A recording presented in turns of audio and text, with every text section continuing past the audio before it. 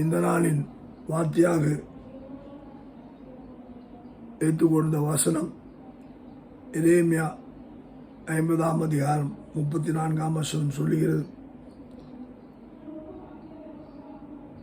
அவருடைய மீட்பரோவெனில் வல்லமை உள்ளவர், சேனையிலும் கர்த்தர் என்பது அவருடைய நாமம்.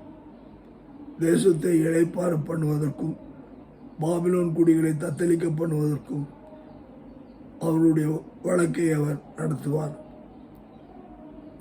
இதற்கு நான் தலைப்பு கொடுக்க வேண்டும் என்றால், He is almighty, all powerful.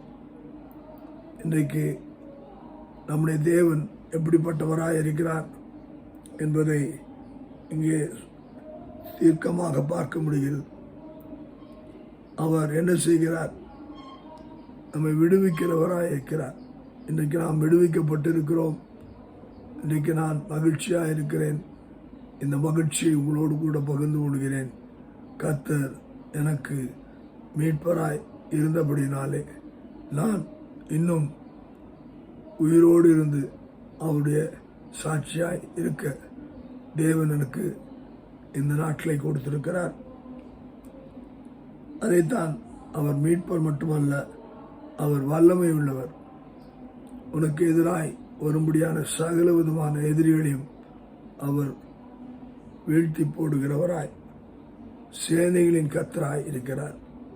அவர் வல்லமை எப்படின்னா, சேனைகள் அவருக்காக யுத்தம் செய்யும்படியான அங்கே சேனைகள், தூதர் கூட்டங்கள், அக்னி ஜுவாலையாய் எரியும்படியான தூதர்கள் இருக்கிறார்கள். அவர்களை அனுப்பி பாளையம் சூழ இறங்கி நம்மை பாதுகாக்கிறவராயிருக்கிறார். அவருடைய நாமம் என்ன என்று சொல்லி பார்க்கும்போது, சேனைகளின் கர்த்தர் அவருடைய நாமம். அவருடைய நாமம் சேனைகளின் கர்த்தர். அவர் அவ்வளவு பராக்கிரமசாலியான வல்லமையுள்ள தேவனாக இருக்கிறார். அது மட்டுமல்ல, தேசத்தை அவர் இளைப்பாற செய்கிறார். அங்கே இளைப்பாறுதல் அவர்தான் நமக்கும் தேசத்துக்கும் கொடுக்க முடியும்.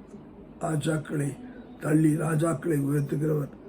இந்திய தேசத்துக்கும் அவர் இளைப்பாறுதல் தர நாம் பார்க்க போகிறோம்.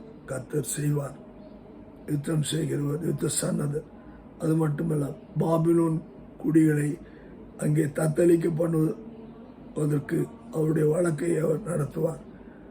எப்படியாக சோதோம் குமாரா பட்டணம் இருந்ததோ அவ்வாறாக இருக்கும்படியான அந்த கலாச்சார உயரத்தில் இருக்கும்படியான பட்டணங்களை அவர் வழக்காடி, அந்த வழக்கு என்ன ஆகும் என்றால், பட்டணங்கள் அங்கே நிர்மூலமாக்குவதற்குரிய வல்லமை பெற்றவர்.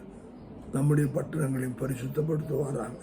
கர்த்தருக்கே மகிமை உண்டாகட்டும். ஆமென்.